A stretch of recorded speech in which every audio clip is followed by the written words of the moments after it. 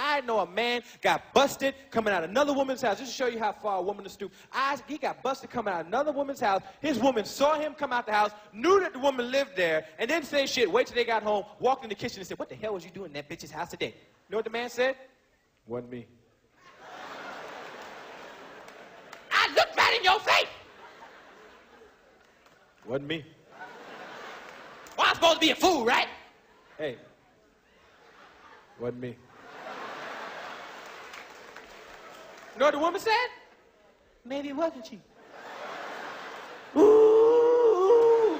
The speaker has said that you've had a history of inaccurate statements. There has been quite a bit of controversy over this newsletter that went out under your name. A number of comments that were perceived as racist, as inaccurate. You said that even though they were written under your name, that you're not necessarily, that you didn't necessarily know they were written, you don't necessarily stand by them. Can you really take the time now and explain to everybody what happened there, how it was possible that those kind of comments went out under your name without you knowing about it?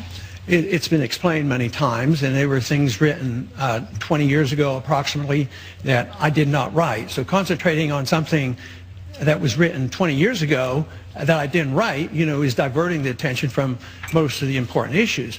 But the inference is obvious that, and you even bring up the word racial overtones. More importantly, you ought to ask me what my relationship is for racial relationships.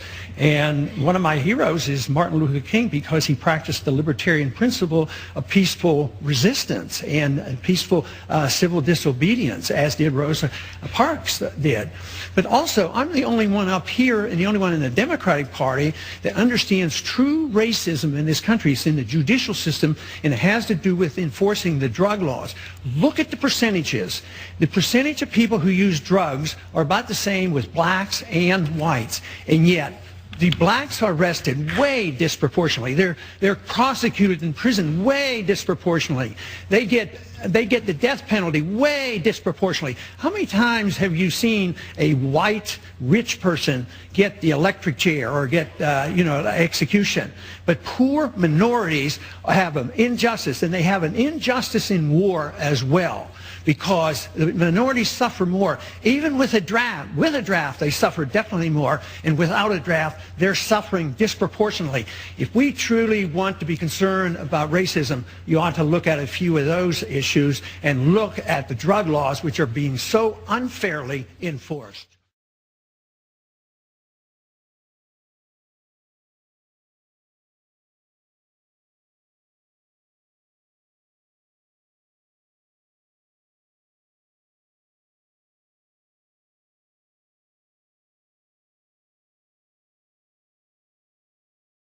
Ron Paul's former secretary, and let me be clear, the Ron Paul former secretary still supports Ron Paul. This is not a hit piece. Said it was his newsletter, it was under his name, so he always saw the final product.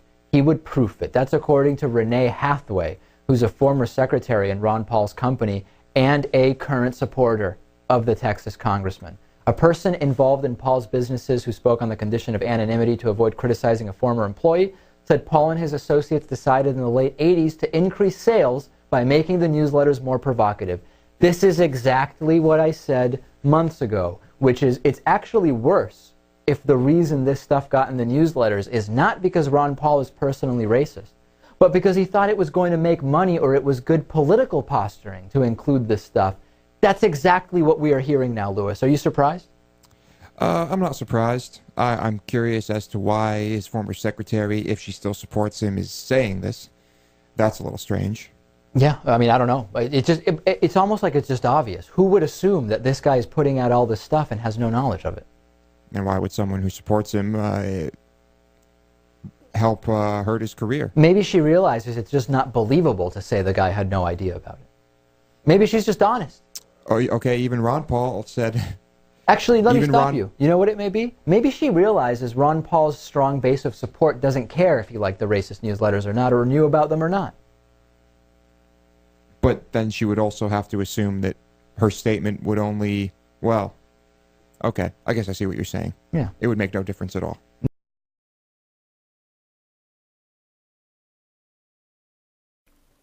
Well, hello, YouTube, and thank you for joining me today.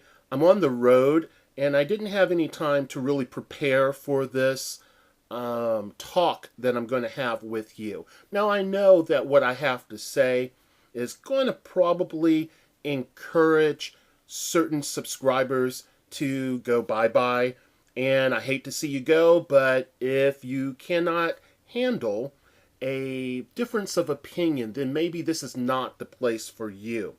I guarantee you that whether you agree with me or not, that I will treat you with respect and courtesy as long as you do the same.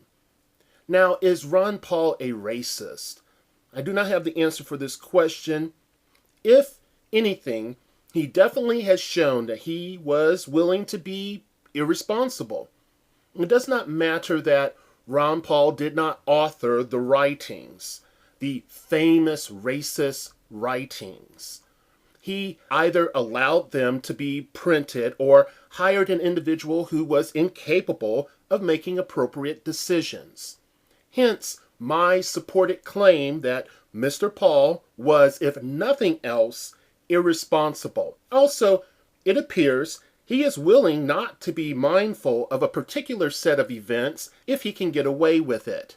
It is difficult to buy that many racist articles over several years were composed which he was never aware of, that it was never mentioned to him. Yeah, I really buy that one. Now, as you can probably tell, I do not endorse Mr. Paul. There are other reasons outside of racial concerns that have demanded my attention and directed my energies to this conclusion. Oh, hold on. Right now I'm envisioning text on the comment section from his fan base. You know, the ones that desire to vex me just because I have a difference of opinion. I am sure it will be declared that any who does not vote for the man deserves every bit of tyranny that comes as a result. So, unless you have something more creative, save your energy. Mr. Paul presents certain modes of thinking that I agree with, but there are obvious deal breakers present.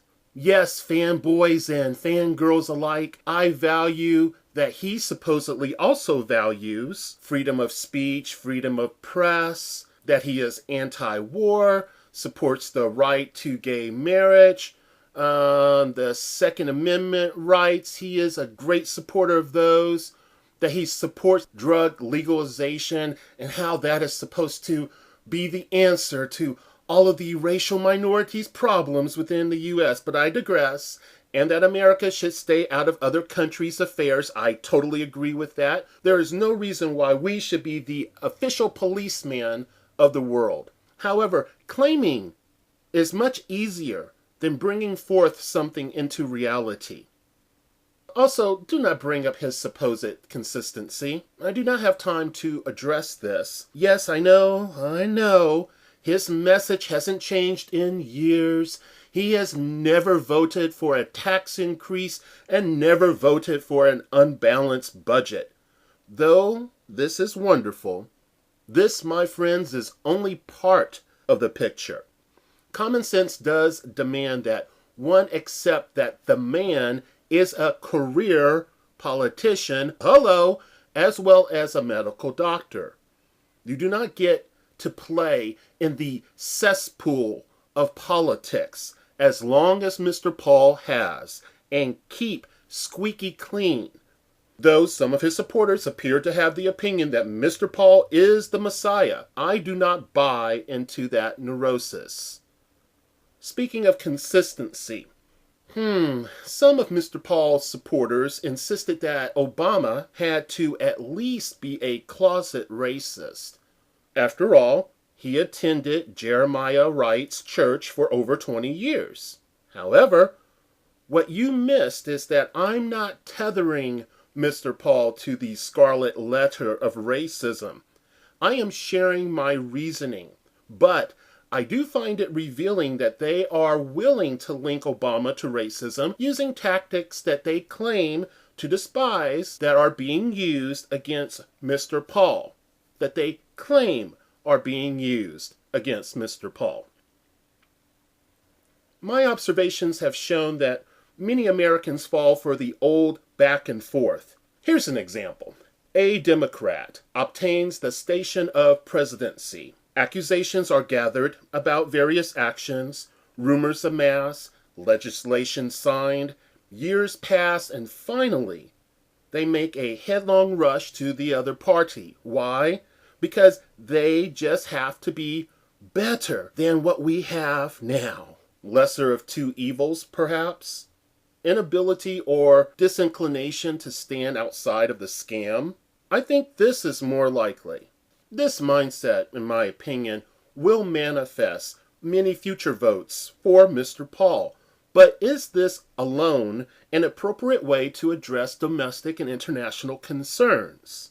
I don't think so. Now, back to racial concerns. If one thinks critically, it is not about racist offense. I'm speaking about the writings. Today's world has proven to me that many are hypersensitive, react first and think later. Also, let's face it, this is subjective.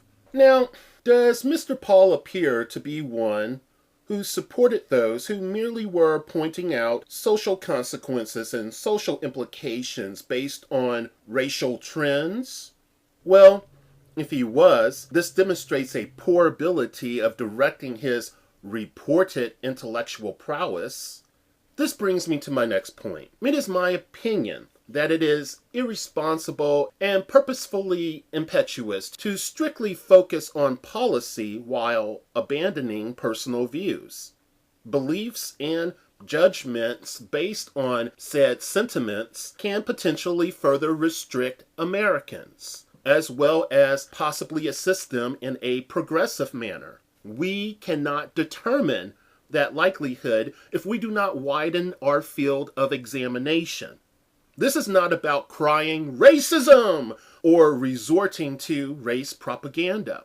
Mr. Paul's actions does not present a narrative to me that he will actively seek personal liberty for everyone.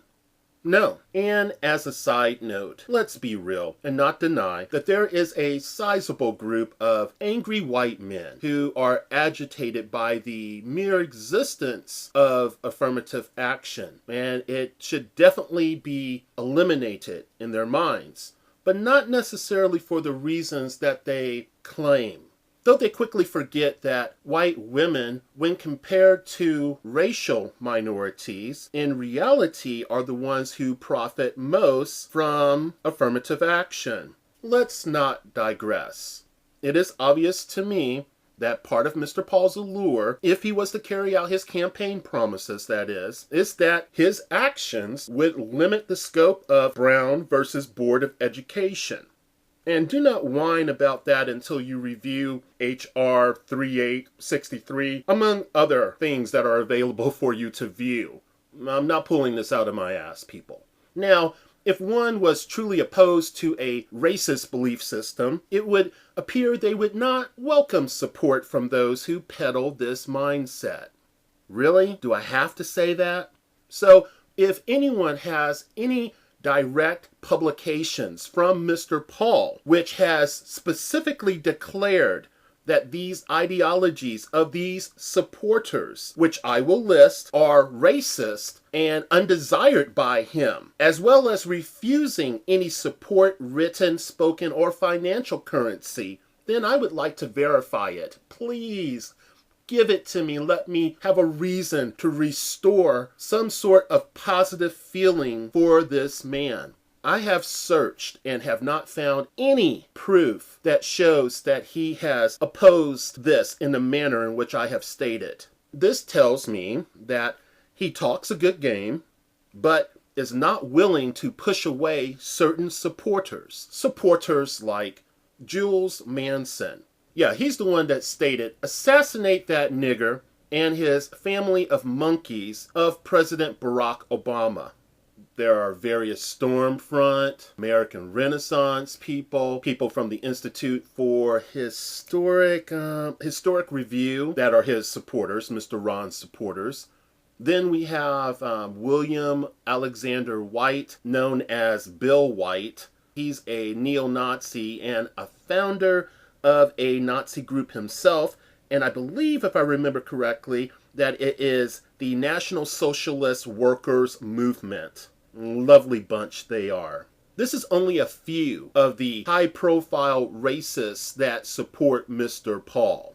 You will find many others who support him that have this mindset. Oh, and this is not guilt via association. This is calling him out on what appears to be inactivity in combating certain racist vermin. So get it straight. Don't conflate the two, because if you do, I'll just ignore you. Do we understand each other? Great. Mr. Paul has yet to prove that he does not see the civil rights movement as an involuntary servitude of presumably white business owners. I am sure no distinctions are made for those who pertain to small private businesses versus corporations. No, we wouldn't do that. I would like to think that we all do not live in a world where racial and gender discrimination is valued. This is not the case. The good old boys, and that's not code for men who live in the South. That's just people who have that particular mindset, who may live in the South, but who may live on the West, East Coast as well, or in the North, who knows, or the Midwest. Yeah, got a lot of them in the Bible Belt, who favor repression and oppression, that do not want their actions questioned or behavior monitored. They basically want to get away with whatever shit they put out. They want to pay their workers the lowest amount they can get away with. They need legislation such as the 1964 Civil Rights Act and the 1963 Civil Pay Act to be abolished. Believe me, they need that. They lust for that day. It has little to nothing to do with private property concerns, freedom of association, and net loss to the economy. These are the three famous standbys that they always refer back to. I've heard it so much that I can hear it in my sleep. They are opposed to equality of opportunity, people. Don't conflate that with equal opportunity. The of makes all the difference. And don't equate that to equality of outcome. We are not expressing a code phrase here. We are addressing their opposition, amongst other things, to the equality of opportunity. So they go on rampages on YouTube and other places on the net and declares anyone who opposes their worldview as cultural Marxists. Now mark my words, the stupidity that abounds is coming your way soon. We can see how people are declared racist if they oppose Obama. Similar spin will be directed your way via the Church of St. Paul. Some of the differences you may observe is the idea that anti-whites are doing whatever they can to demean this political prophet. This is the year where obscene amounts of race baiting, emotional reasoning, and a garden variety of cognitive dissonances will be employed to put people in little boxes. I ask that you look closer at Mr. Paul. If you think he is part of the solution, then you would be foolish not to support him. If you are not willing to promote his agenda, then likewise, you would be as irresponsible as he has proven to be if you do not speak out. No matter what, I know that there will be those who did not critically review this video, did not actively listen, and will be opposed to asking for clarity regarding my position. These type of individuals will assume this is an attack by a member of the establishment, one meant to discredit this chap from the race. Wrong. I wanted to pull for Mr. Paul before looking deeply at his policy, his recorded beliefs, numerous interviews, and questionable affiliations. My findings prevent me from buying the official story that he wants an honest and true political process in America. Thank you for your time.